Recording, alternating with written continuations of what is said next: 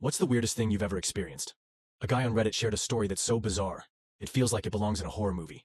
He was about 19 at the time, heading home from a late shift at work. It was almost midnight, and he was walking through this quiet suburban neighborhood he knew well. Typical houses, perfectly trimmed lawns, nothing out of the ordinary. But as he passed by one house, he noticed something strange. There was this man standing in the front yard, completely still, just staring at the house. At first, he thought, oh, maybe it's the homeowner locked out or something. But then he noticed, the guy was wearing a full suit and tie, at midnight, on a random Tuesday.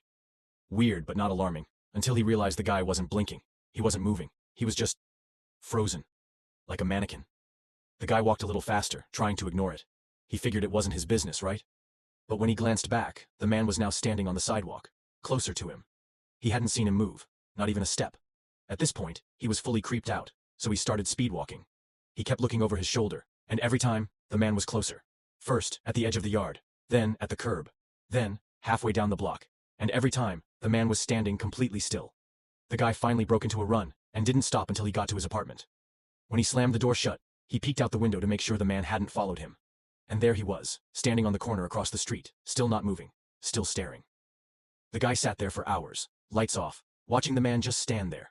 Eventually, he must have fallen asleep, because the next thing he remembers is waking up to sunlight streaming through the window. The man was gone. He tried to shake it off as some weird late-night hallucination. Maybe he was just tired, right? But here's where it gets weirder. The next night, when he left for work, there was a sticky note on his front door. No writing. Just a single fingerprint, pressed in red. He moved out 2 weeks later. To this day, he has no idea who or what that man was.